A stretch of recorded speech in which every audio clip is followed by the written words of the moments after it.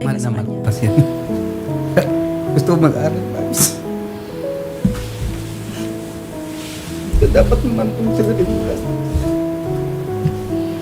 Ayoko magkayaan tayo dito. Yan na lang nag-iisa na anak kung gusto kong makatapos. Kaya nagsikapan ko na igagapan ko siya. Pangako sa kanya.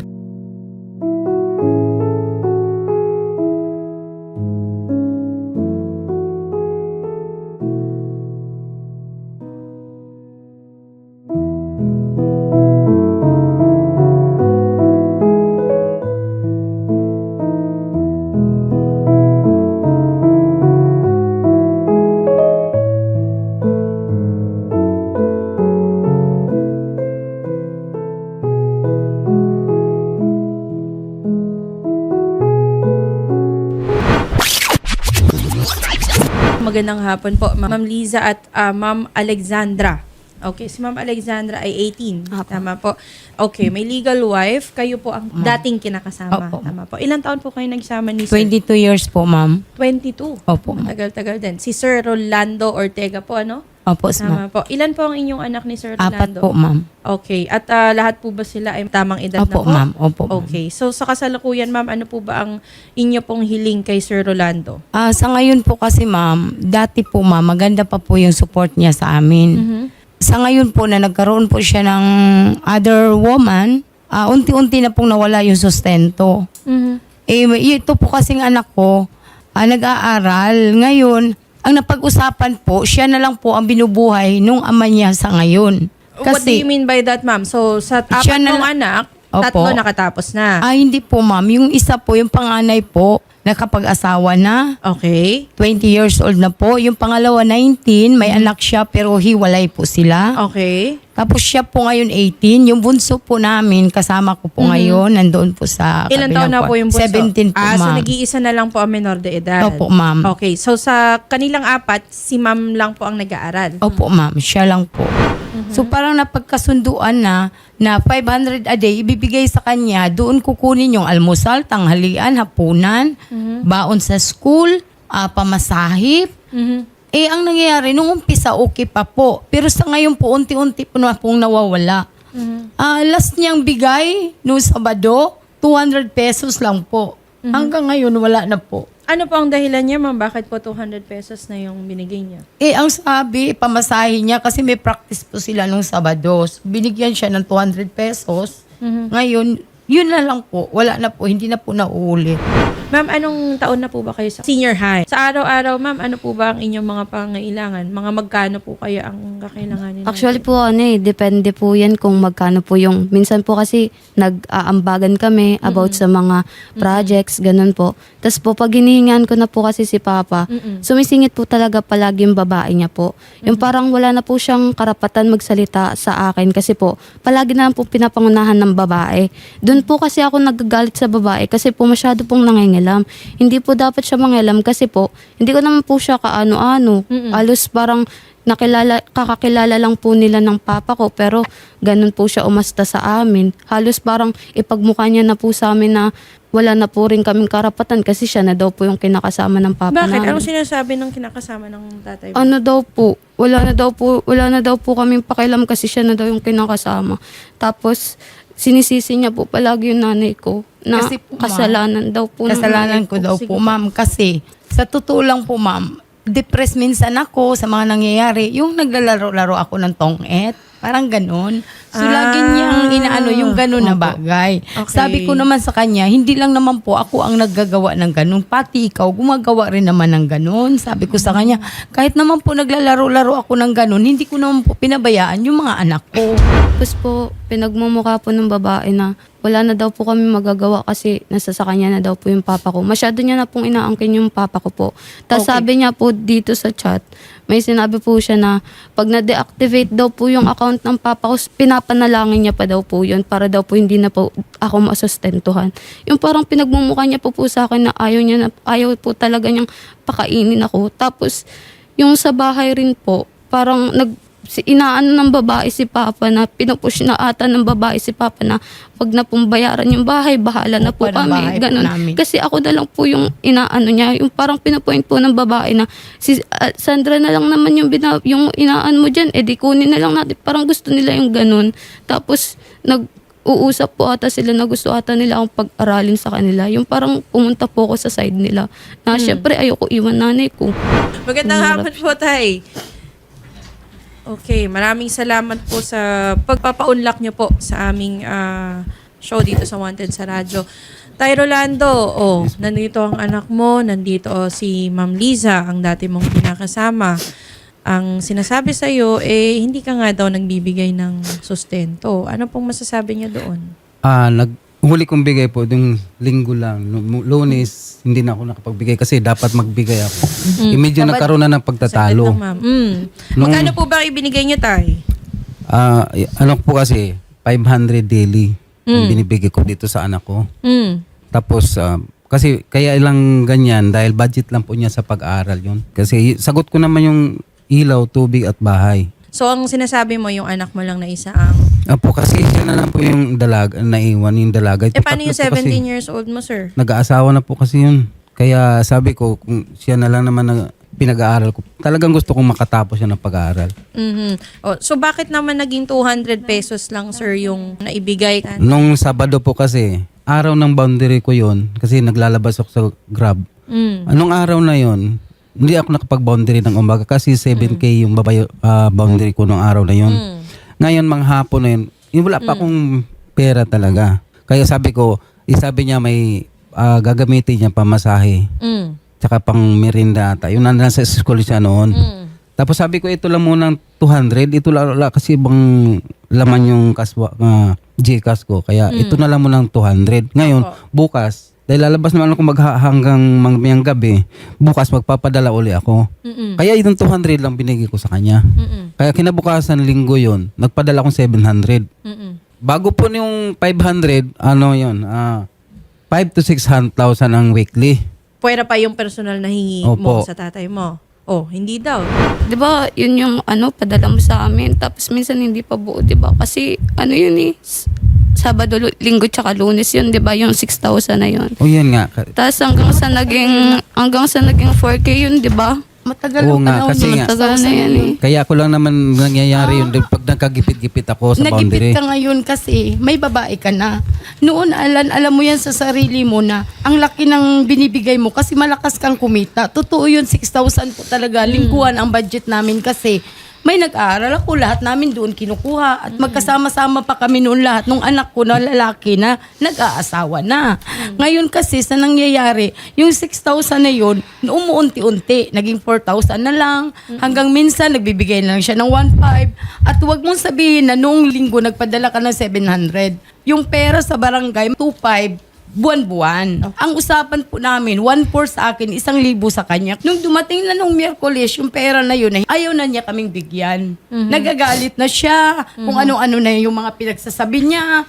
So, sabi ko sa kanya, bakit kailangan mong ipagdamot sa amin yung halagang 1,400? Ang sabi niya, mag-iipon daw siya para sa graduation fee nito kasi last payment Friday. Sabi ko sa kanya, yung pera sa barangay, hindi yun involved doon sa bayarin sa school ng anak mo. Kasi araw-araw kumikita ka. Alam namin kung gaano kalaki yung kita mo. Na-consider nyo na po ba, Nay, na bukod po sa inyong pamilya na 4 na mga anak, meron din pong legal na asawa na kailangan pong suportahan si tatay. Alam ko po yun. Alam niyo po Opo, yun. ma'am. Opo, So, ma'am. sa kanya pong kinikita, tatay, magkano po ba ang inyong kinikita sa isang buwan? Halimbawa lang, Hindi ganyan. po kasi parehas ma'am kasi lalo na ngayon na nakakaramdam ako sa katawan ko.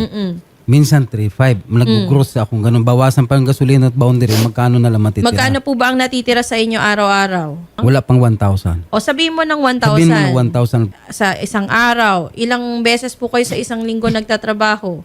6 po. 6. So, mga 6,000 sa isang linggo. So, sabihin mo ng 24,000 sa isang buwan. Average po yan hindi ko po sinasabing yan yung eksakto. Nagbibigay po ba kayo sa inyo pong legal na asawa doon po sa una ninyong Sa anak ko lang po doon kasi nag-aaral pa po yun. So nagbibigay din po kayo. Magkano po ang ibinibigay niyo doon sa Depende inyo? na lang po kung magkano ang hingiin niya mga pamasahe. Depende Opo, po. kung manghihingi lang yun.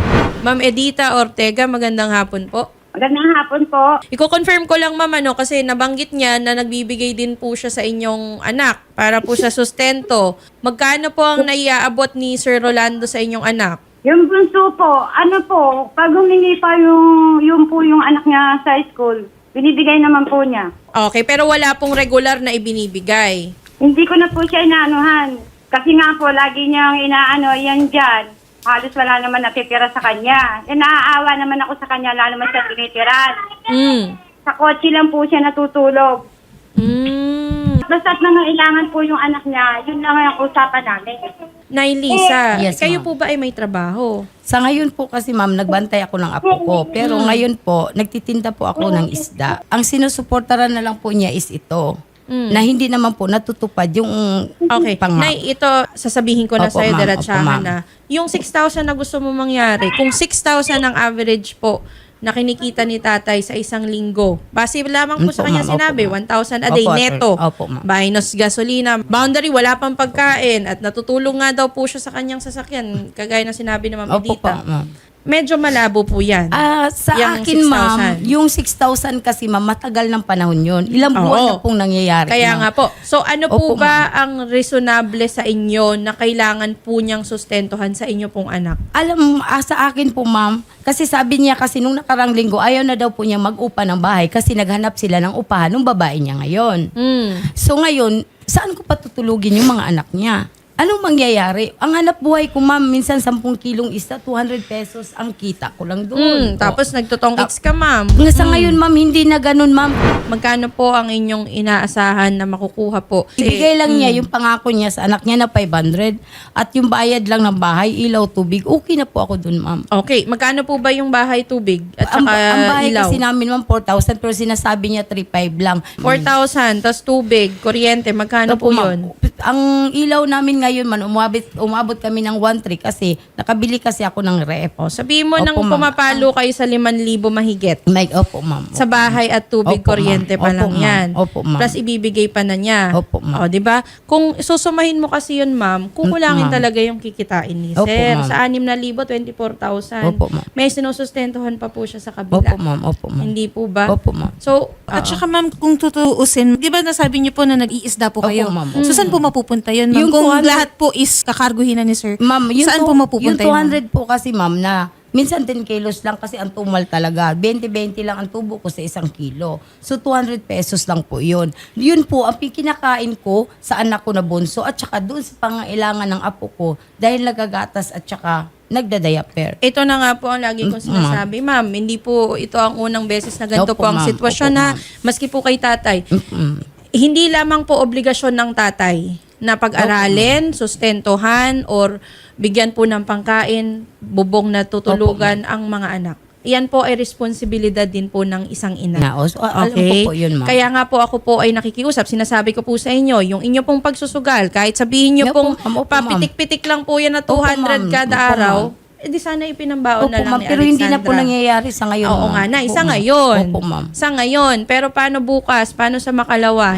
Yung sa akin niya. na po, ma'am, yung pag-aaral na lang nito, ma'am, yung ano na lang niya sa pangangailangan sa araw-araw. Okay, magkano ang kaya mo, tay?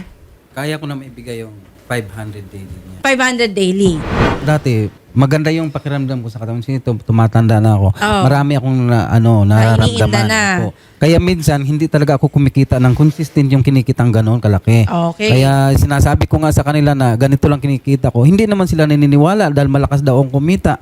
Oh. Mayroong pagkakataon na masama ang pakiramdam ko. Tama po.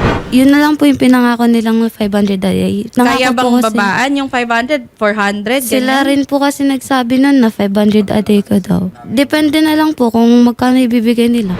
Kung kaya naman ng 500, pwede. Kung di mo kaya ng 500, pwede naman babaan. Magbibigay ako ng consistent na yung 500. Pero yung sa bahay, hatian na lang niya ako doon. Wala naman akong ano na trabaho, alam, para ihati ko sa bahay. Anong gagawin ko?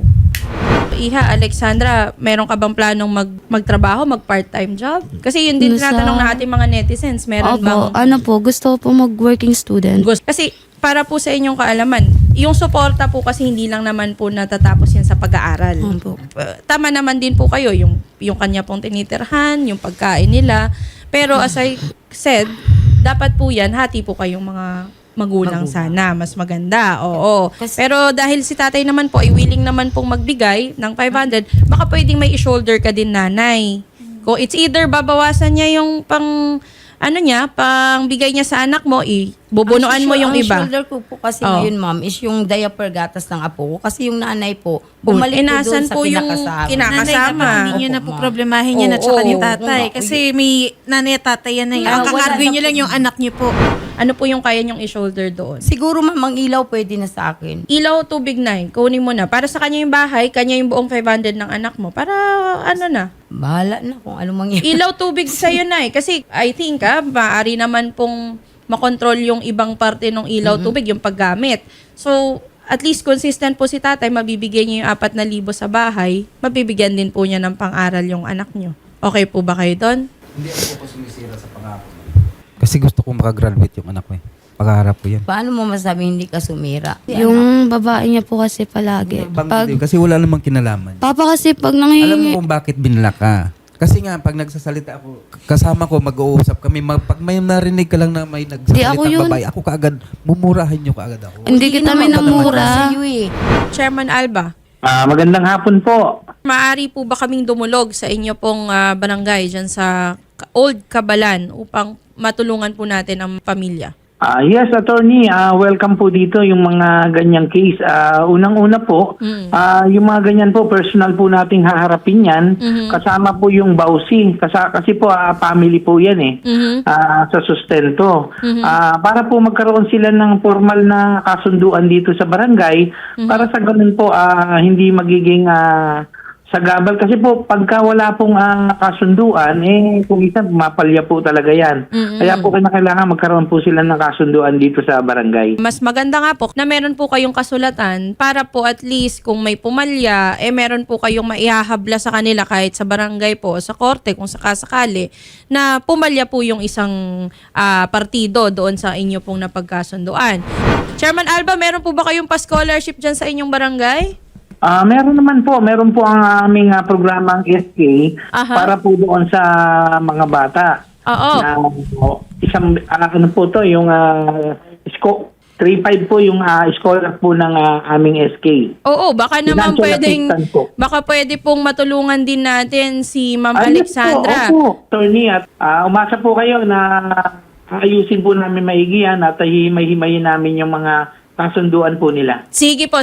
Chairman Alba, kami po, kasama po ang team ng Wanted sa Radyo, ay sasama po para ma-schedule na natin tong sila Sir Rolando at Ma'am Lisa. No problem po ma'am, hintayin ko na lang po sila rito sa barangay. Sige po. Maraming salamat po, Chairman Rolando po, Alba thank you po. ng Okay. Barangay Old Cabalan, Olongapo City.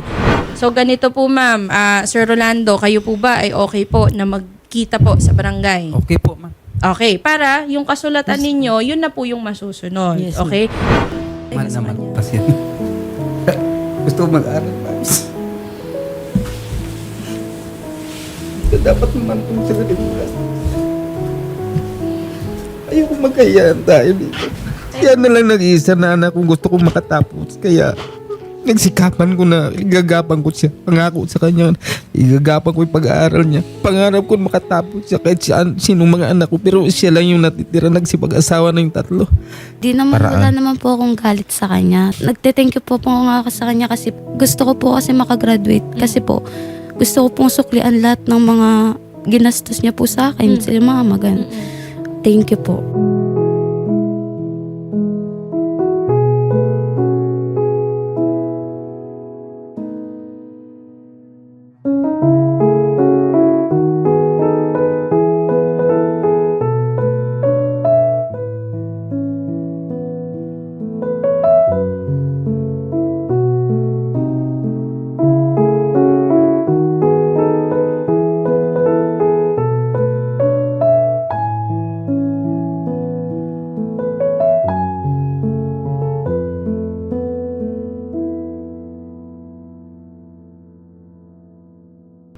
Tatay, okay na kayo?